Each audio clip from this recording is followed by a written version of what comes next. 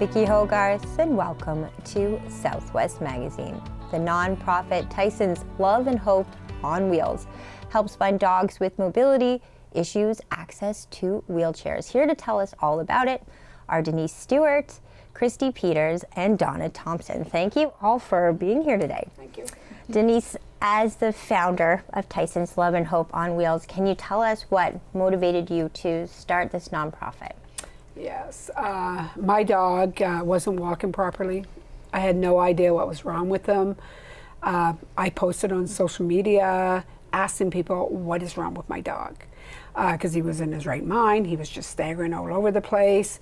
And this man reached out to me from the United States, and he said, I can tell you what's wrong with your dog. I'm like, please tell me.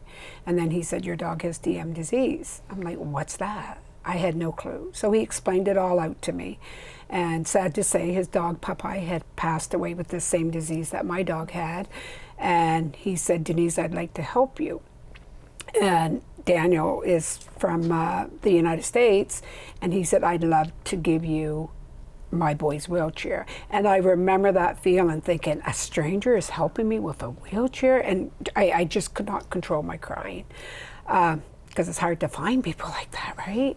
And so anyway, we made arrangements. He got the Popeye's wheelchair sent to Canada, and Tyson was blessed with it. And then I thought, how can I help other dogs and people to have that feeling that strangers do care? And I started my program of Tyson's Legacy, and it just went skyrocket from there. Like we've helped over 2,700 some dogs with his legacy, and it's just breathtaking seeing these families. We cry together, we're happy together, and we're helping these dogs get a new lease on life. You know, it's just, yeah, it's wonderful. And Christy, maybe you can shed light for people at home. What is DM? What are some of the issues that dogs face that might led them to a life in a wheelchair? It can be DM, which is degenerative myopathy, which is kind of like ALS in humans. It can be from IVDD. It can be from an accident, like they had to have a leg amputated. It could be anything. If it's severe arthritis or hip dysplasia, we're not, as long as we can help the dog, that's what we're gonna do. Mm-hmm. So that's where we're, we're just trying to get the word out there, spread the word so more people can find out about us, because a lot of people tend to find out about us when it's too late. Mm-hmm. So that's why we try to get the word out as fast as we can and as much as we can. And that's where Donna comes in. Yes. As a new member of the team and in charge of marketing. Your social media is incredible. I think that anyone who loves dogs, whether their dog needs a wheelchair or not, just following the success stories on your social media is so beautiful and so inspiring too. The power of people that care, because it's a land-based program. But Donna, tell us a little bit about your work and also how you got involved. Okay, so my dog started having problems, and we took her to the vet and found out that boxers have a lot of different diseases that are common to them. And so she had a spine issue, IVDD, and I was on Facebook and stumbled on the group and went in and posted, and that's when I got a chair for my dog. She's a boxer. And so that's how I got involved in the program. And then after Sansa passed away in January, I reached out and saw that they were, I can't even remember what the post was about, but I knew that I could probably help them with marketing. So I reached out and said, hey, what can I do? I had actually messaged Denise, and then she copied Christy, and then it went from there. And then so we had an Instagram page already. We added the TikTok. So I just started working with Instagram, TikTok. They were in the process of already building a website. So I took that over and just expanded that so that we can share a lot of the stories. We've got pictures of dogs. We've got videos of dogs on our website. And then also we share before how dogs look, and then after when they've got the wheelchair and they're happy and running around. Wow. And I should say that you're based, Denise, you're the most local, but this organization has really branched out all over the world. Can you tell us a little bit about where each of you are based? Yeah, so I'm in Jacksonville, Florida. And Christy? I'm in Yucca Valley, California. And I'm from Penfield, New Brunswick. And I didn't ask Christy how you got involved with, we know Denise is the founder, but what brought you to be a part of Tyson's Love and Hope on Wheels? Well, I used to follow a dog on social media. Duncan Lou, who has since passed, and can't talk about that. And I saw he had a wheelchair at some point, but he never used it. And I was like, wow, dogs in wheelchairs. And then I stumbled upon Tyson's, group, and so I kept reaching out to Denise if she needed help, because anything to help a dog is, more I want to do. And so she, it took her a stubborn about 9 months to bring me aboard. It took some convincing from her daughter to, finally bring me aboard. Her daughter kept saying, Mom, I think she might be an asset. And that's what finally brought me aboard. And so, yeah. And how does it work with the dogs in need? They're around the world. So how do you outfit them with the right wheelchair? How do you make those connections? Well, what we do is we have an intake team that reaches out. The people post on our Facebook group or our Facebook or the website and requesting help. And what we do is we get videos of their dogs. We review the videos, find out what medications their dogs are on, if they have vet approval for a wheelchair, because that's important. I mean, with DM, it's not as important because we know what it is, but when it comes to spinal diseases or anything like that, we really want to get vet approval because we don't want to harm the dog in any way. So, and then we have some measurements we need, and, once I get those measurements and I give the girls the approval for the wheelchair, we rely on donations. We're a nonprofit, so we have to have money to purchase wheelchairs. That's the most important thing. So I have to see if we have money to purchase the wheelchairs or where we can get one from. And so we use a company called Walking Wheels. They're in New Hampshire, and they are fantastic to work with. I feel they make a great product. It's very durable, it's user-friendly, and it's, I feel, the most comfortable for the pets. Lambs can use it, raccoons can use our product, cats can use our product, a duck can use their product. So, it's a user-friendly product that, we feel is a great product to, for in our minds too, and safe to put the pets in. And this is the example of it right here. Yes. And I should say, as you have mentioned, I know we're focusing on dogs because that's where a lot of the need is, but you have worked with a range of animals too. Yes, yeah. And then dogs also run the spectrum when we're talking size. Yeah. So this company that you work with will do, Yes. they could do a teacup poodle also? Yep. We've put as little as a 2-pound little mini Yorkie in a wheelchair up to a 180-pound dog we can do.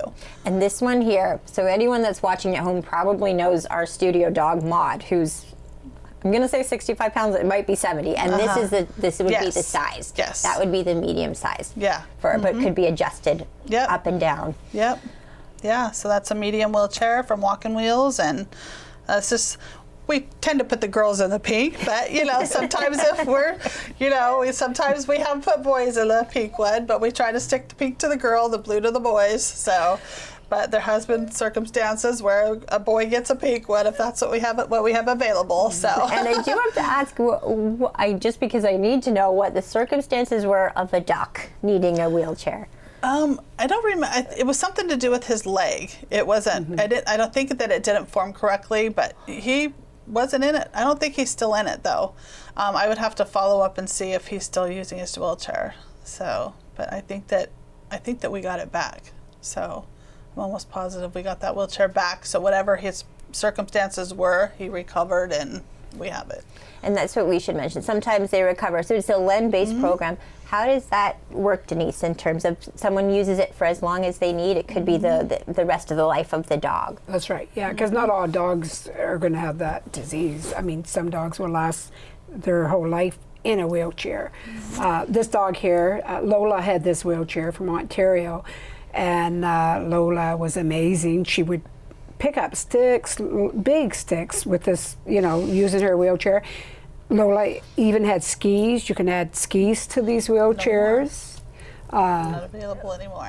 Oh, they're not? No. Oh, I didn't know that. Well, we still have the skis. The Canadian dogs. Yeah, I have them, you know, at my house. So you can do a lot with these, you know. So it's amazing, for sure. Yeah. And what have been, Donna, some of the, I know that you're new to the team, but you've been following before you got involved with taking over social media. What are some of the success stories that stand out to you? We've had the latest are sheep that would fall over and couldn't eat out of his Hot Wheels. Yeah, and he's amazing in the wheelchair, and so we've got video on the website and also on social media just of him running around and how happy he is in that wheelchair. So that was exciting to see, just because it's a sheep and not necessarily a dog.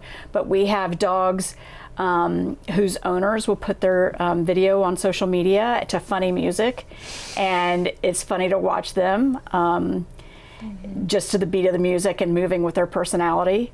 So it's really exciting to see dogs that, we have dogs that are on the website that have just take off and run. So some of them are a little timid in the beginning, and it takes them a little bit of time to get used to it. And then they just start showing their personality in it, because they're just so happy to be able to be mobile and be part of the pack when they've got, you know, brothers and sisters that are dogs, and just be part of the family. We've got dogs that catch in the wheelchair. So, yeah. From watching your swimming too. Wow. Because then they could paddle when they're way out there. Yeah, and like my dog, he was 13. He hated his wheelchair. I thought, oh, I might have to give up, because he wasn't using his wheelchair. And then he saw a cat, and he was in his wheelchair. And I was telling the girls actually yesterday, he took off so quick out of my driveway because he forgot he was in a wheelchair. That's the thing, they have to forget that they're in that wheelchair. And he started running down the road, and not just me was running after my dog. The neighbors heard me screaming, they come running out. They're chasing Tyson down the road, you know. And after that, he started using his wheelchair because he realized he could get out of my driveway, and he almost got the cat, but he didn't. So yeah, it's some dogs, like I said, they don't really want to be in a wheelchair till we train them, you know, with treats or throw a cat out there like Tyson, you know. And most of them do use their wheelchairs, most of them. What is that like to, especially in your case when you have your own dog, to see when that spark goes off, where they can see they can reclaim part of their old life? Do you feel that depression lift for them? Yes. Yeah. Yes. And what's that Different like dog. emotionally? I know Emotionally for me, crying. A lot of crying when I seen Tyson. Like, you know, I didn't want him to catch that cat, but I was like crying and so happy that I was chasing him down the road, and my spirit lifted. I wasn't depressed anymore, and he wasn't. Then he started using it in the house and using the washroom. Like I was, every time he went near a tree or something, I'd get him away from the tree. But being a boy dog, he was trained to go toward the bush, and then he started doing that in his wheelchair. So it was incredible. It was incredible to see. And what you do is alleviate a financial stress for families too, going through this. That is the hardest part about having a pet is the pet bills, because you always want to pay them, and sometimes you know you're at a loss, because a wheelchair can be a hefty expense. Can you talk a little bit about what this ends up saving families when they're able to borrow a wheelchair? Well, if a family had to purchase a wheelchair, it could go from $250 all the way up to we can get a 4-wheel wheelchair. Those can run a family, if they were to go purchase it, $1,100-$1,200. So, you know, and if we can loan them that wheelchair, I mean, it doesn't matter to us if their dog is a year-old or 17 years old. If they need it, they'll get it. So, you know, if we can take that financial burden, that stress away from that family in order for their pet to, whatever time they have, be happy and be mobile, that's all that matters to us. And I know you mentioned it, Christy, earlier in the show, but I think it's worth highlighting just how many dogs you've been able to help. Can you speak a little bit Altogether, Tyson's legacy has put just over about 2,700 dogs in wheelchair, well, animals. So, animals. And this has been, Denise, over how many years? Roughly three, yeah. And the wheelchairs have gone to Africa, Australia, England, name a few more places. Germany, Yeah. yeah, all over. So there are no borders in terms of Puerto Rico. who you help. Mexico. Also, that means there should be no borders in terms of who can donate to Yes, this absolutely. important cause. Can you tell us a little bit about, I noticed you're all wearing memorabilia, Yes. great shirts, We have a sweatshirts. merchandise store through Bonfire. It's on our website.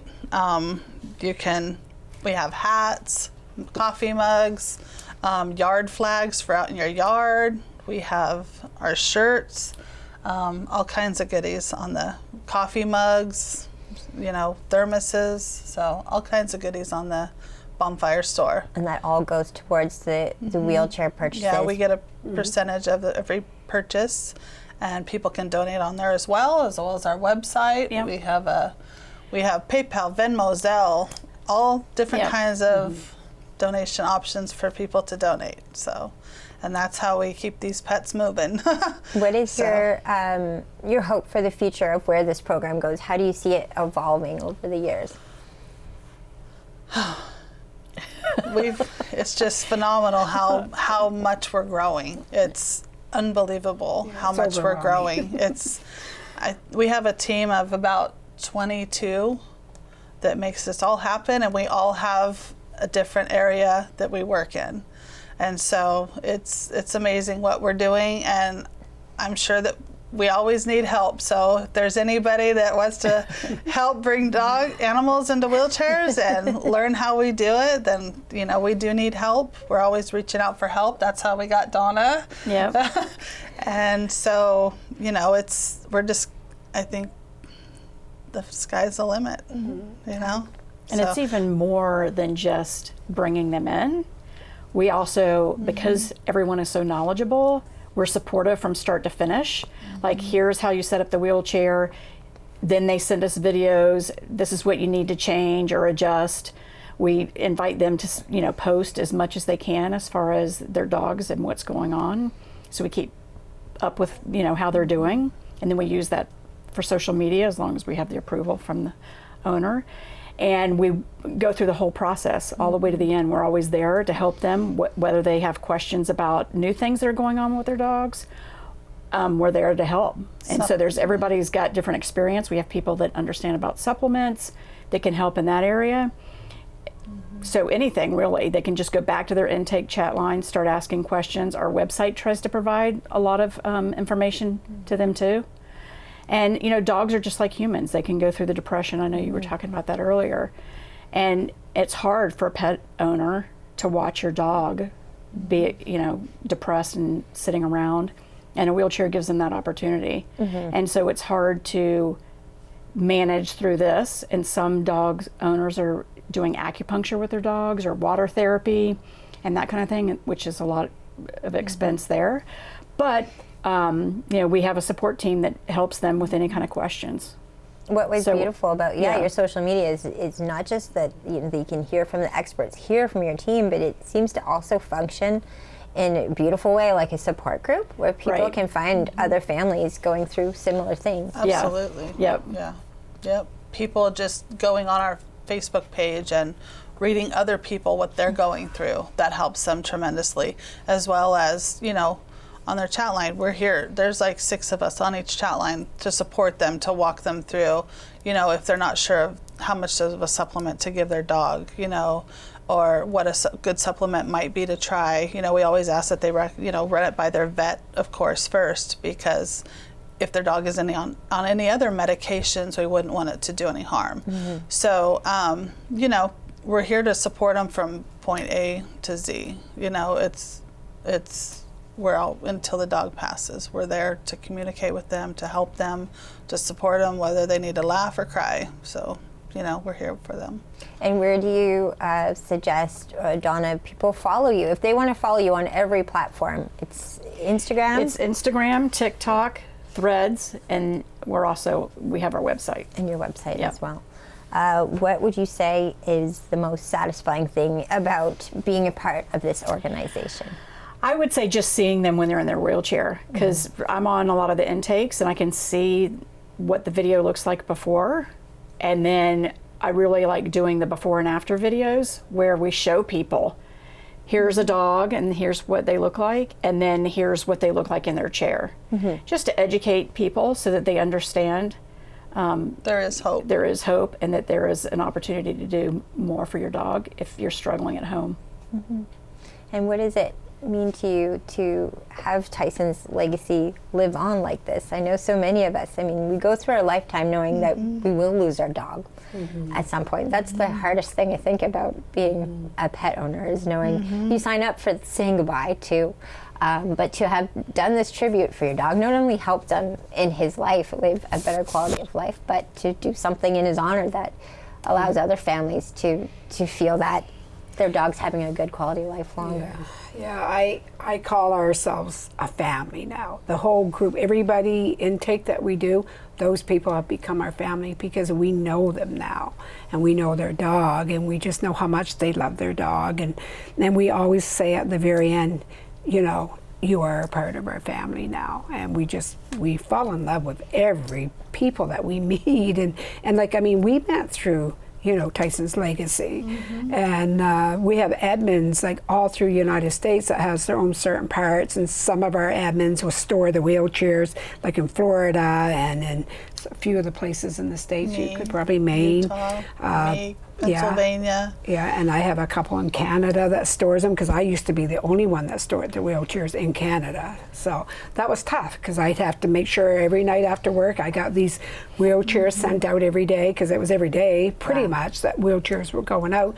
So then we decided to make it easier by, I found a couple people in Canada to help me, and we found more in the United States to help, and everything's just beautiful the way our president, I give her credit, I really do. She's the president of our program, and it's the best decision I've ever made.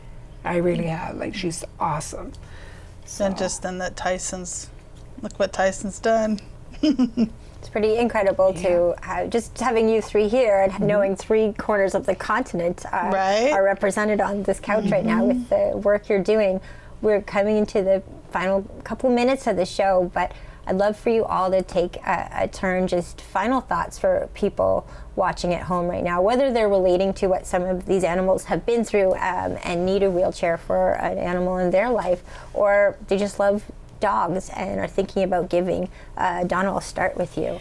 I would say that I didn't realize how many dogs are in need of wheelchairs until I got involved in the program. And when I saw just how many were coming in, it was really shocking, because you really, even though it may not touch you, there are a lot of dogs out there and a lot of pets that are in need of wheelchairs. So it's really important that we're able to, you know, we rely on donations, whether it's off of our website, just if people are interested in just donating straight off the website, they can do that. And then we also have the merchandise store and other things that we also do. But there are a lot of dogs. Just to put it in perspective, right now we're running probably 3 dogs a day in wheelchairs, or pets a day in a wheelchair. Yeah, so it's massive, the amount that are finding us. So it's important that I'm spreading awareness, like we are here, talking about the program so that people, if they do need a wheelchair, know where to go. And then also just, you know, collecting money and getting contributions. And Christy? Yeah, and we are a 501c3, so, you know, we are a tax deductible nonprofit. So for those people that need a tax deduction, we're here.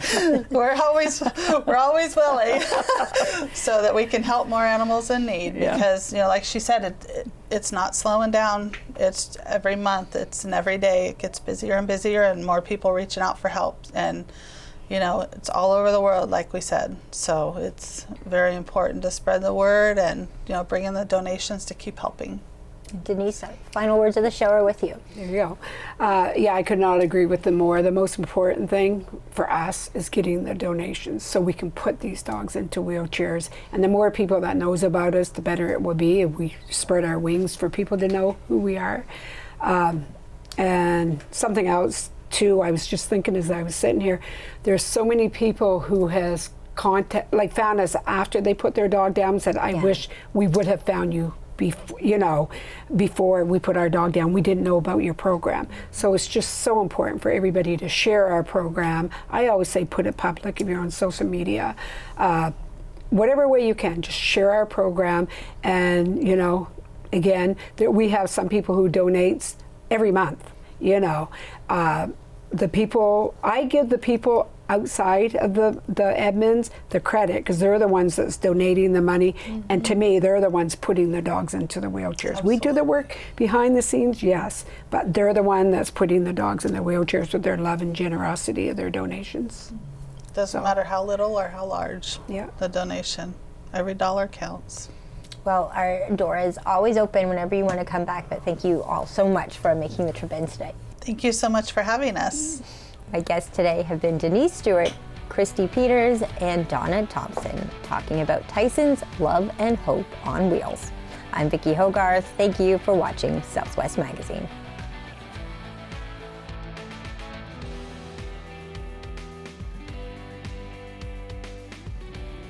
Southwest Magazine is a news and public affairs production of CHCO Television.